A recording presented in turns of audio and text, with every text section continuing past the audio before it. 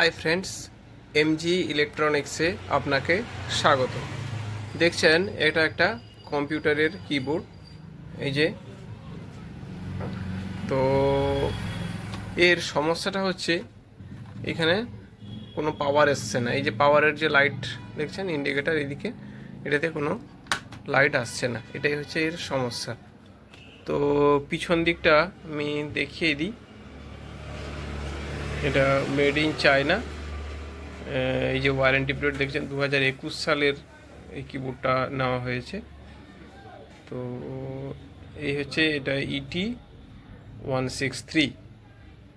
তো যাই হোক, এই হচ্ছে এর সমস্যা। তো আমি এইটা একটু একটা ইউএসবি পোর্টে ঢুকিয়ে দেব। এখন কম্পিউটার না হলে যে ওটা রিপেয়ারিং করা যাবে না তাই নয়। আপনাদের যেটা কম্পিউটার বলতে আমি যেটা বলতে চাইছি, সিপিইউ, যে সিপিইউর কথা বলছি আমি, যে সিপিইউ না হলেও কিন্তু এটা রিপেয়ারিং করা যায়। তো কিভাবে রিপেয়ারিং করা যাবে? এমনি নর্মালি কোনো যদি চিপ মেশিন থাকে সেখানেও আপনি এটাকে রিপেয়ার করতে পারবেন। তো কিভাবে রিপেয়ার করবেন? যেখানে চিপ মেশিনের যে ব্লুটুথের পয়েন্ট থাকে, যেখানে এইখানে এই যে ইউএসবি পোর্টটা থাকে, সেই জায়গায় আপনি এটা যদি ঢুকিয়ে দেন সেখানেও আপনি এই কাজটা করতে পারবেন।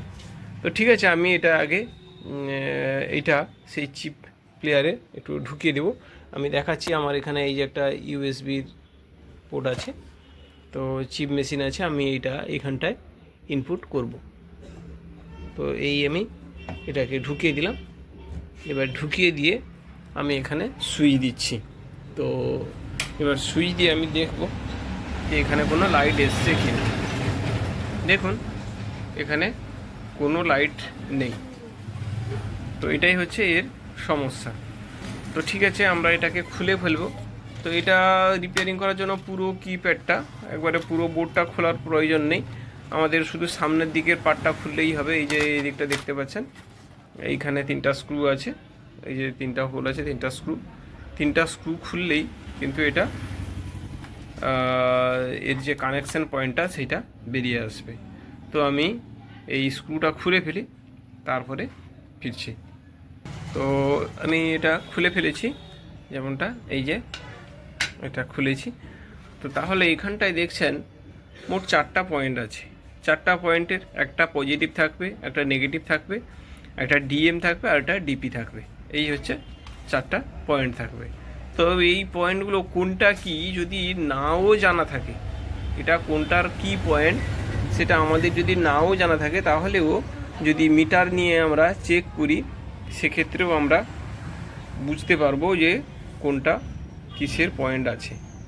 তো আমি এখানটায় একটু দেখি, কিছু লেখা আছে দেখছি ভিতরের দিকে।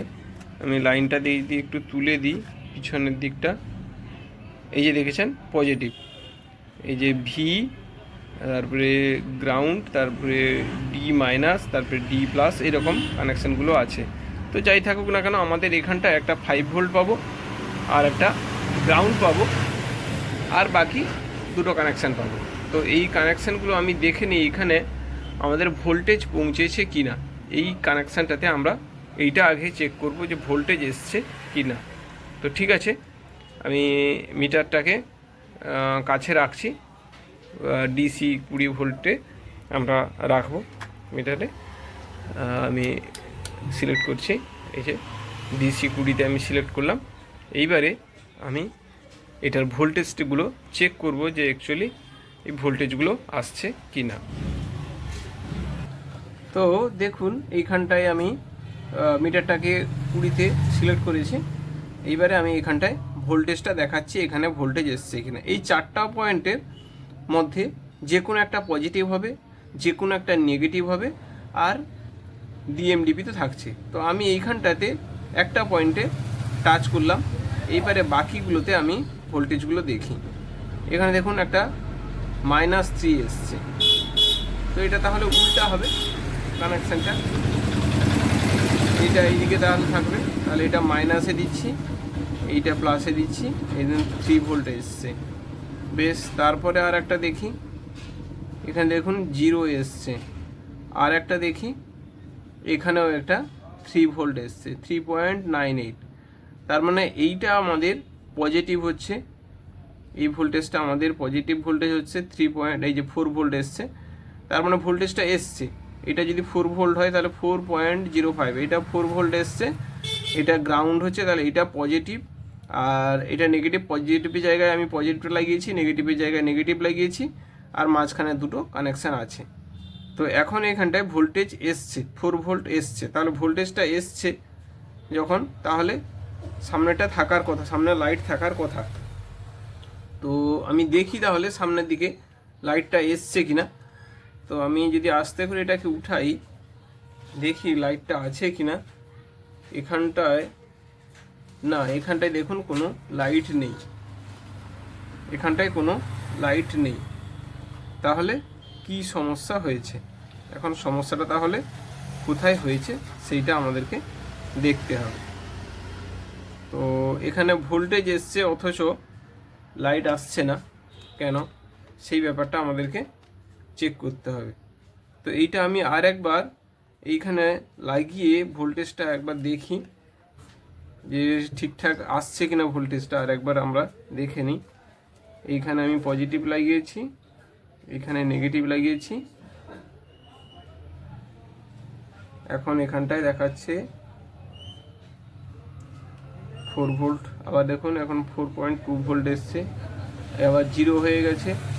মানে এই লাইনটা নাড়াতে কিন্তু ভোল্টেজটা এখন দেখুন 0, আবার 4 ভোল্ট এসছে। আমি এখানটা এই ভোল্টেজটা, এইখানে লাইনটা নাড়াতেই কিন্তু ভোল্টেজটা আপ ডাউন হচ্ছে। এই লাইনটা নাড়ানোর সময় এইখানে যে লাইনটা আছে দেখতে পাচ্ছেন, এই যে লাইনটা আমি দেখাচ্ছি, দেখুন এই যে লাইনটা এইখানটায়, এই লাইনটা নাড়াতেই আমাদের ভোল্টেজটা এখানে আপ ডাউন হচ্ছে। এই যে দেখেছেন ভোল্টেজটা, কখনো ভোল্টেজটা আসছে, আবার কখনো ভোল্টেজটা চলে যাচ্ছে। এই লাইনটা নাড়াতে গিয়ে ভোল্টেজটা আপ ডাউন হচ্ছে। এই যে দেখুন এই ভোল্টেজ চলে গেল, আবার এই 4 ভোল্ট এসছে। কারণ ভোল্টেজটা আমি যখন এখানটা নাড়াচ্ছি তখনই ভোল্টেজটা এখানটায় আপ ডাউন হচ্ছে। তাহলে এই লাইনটারই সমস্যা আছে। এই লাইনটা যদি এইখান থেকে কেটে আমি এইখানে লাগিয়ে দিতে পারি, তাহলেই কিন্তু আমাদের সমস্যাটার সমাধান হয়ে যেতে পারে। তো এই লাইনটা এইভাবে এই খুলে গেল, টানতেই আস্তে আস্তে করে লাইনটা বেরিয়ে এলো, এই যে লাইনটা বেরিয়ে এসছে। এবার এই লাইনটা এখান থেকে কেটে আমাদের এইখানে যে যে কালার যেভাবে যেভাবে আছে সেই কালারটা সেভাবে সেভাবে আমাদের এইখানটায় লাগিয়ে দেবে। এই যে লাইনটা দেখছেন এইখানটায় হাফ ফেটেও গেছে কিছুটা অংশ, তো এইটা আমাদের কেটে যেখানে যেখানে যে যে কালারের আছে ঠিক সেই কালারটা লাগিয়ে দিলেই আশা করা যাচ্ছে কাজটা হয়ে যেতে পারে। তো ঠিক আছে, আমি এটাকে আগে কাটবো, তারপরে এটা বের করব। আমি আগে কাটার আগে লাইনটা আমি বের করে আনি আমাদের চিপ মেশিন থেকে, আমার চিপ মেশিন থেকে এই লাইনটা আমি বের করে এনেছি, এই যে বের করে নিয়েছি। এবারে আমি এটাকে কেটে লাইনটাকে কানেকশন করার চেষ্টা করব। তো আমি এটাকে আগে কাটি, কীরকম আমি দেখাচ্ছি। এই যে ধরি যে কোনোভাবেই এটা কেটে দিলেই হয়ে যাবে, কারণ এখানটায় কালারগুলো সেম কালার থাকে, কোনো আলাদা কোনো এখানটায় কালার থাকে না যেহেতু, অতএব আমাদের কাজ করার কোনো অসুবিধা হবে না, যে কোথায় কি কালার আছে কোনটা লাগাবো সেটার কোনো টেনশানই থাকবে না।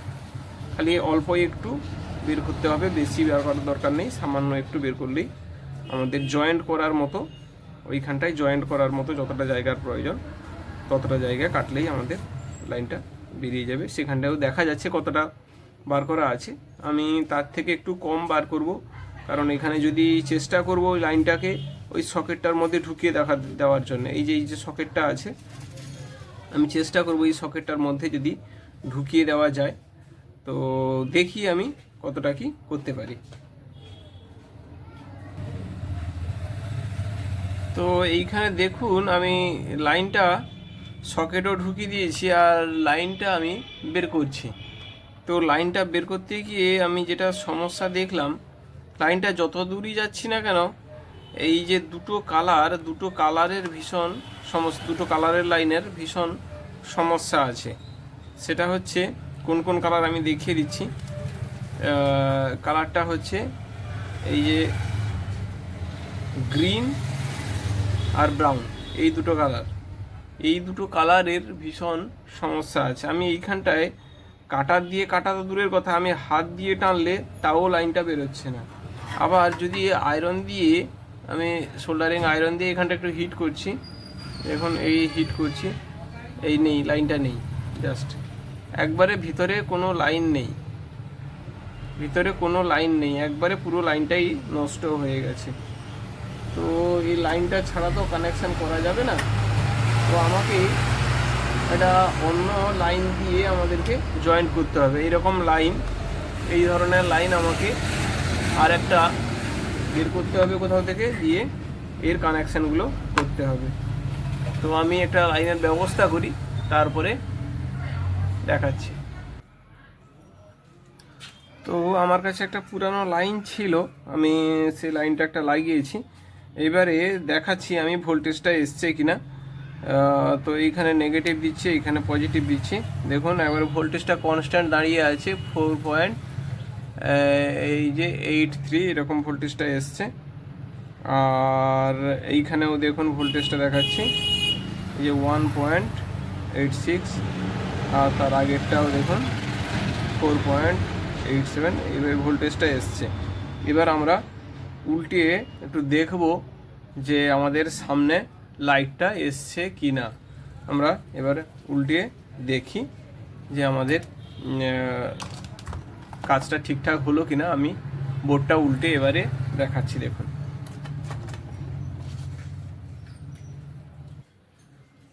তো দেখুন আমি লাগিয়ে দিয়েছি, লাইন এসে গেছে, লাইটটা এসে গেছে, ভিতর থেকে দেখতে পাচ্ছেন এই যে লাইটটা এসছে। তো আশা করছি কাজটা ওকে হয়ে গেছে। তো আজকে তাহলে এই পর্যন্ত, ফিরছি নতুন কোনো ভিডিও নিয়ে। ততক্ষণ পর্যন্ত সবাই সুস্থ থাকবেন, ভালো থাকবেন, বাই।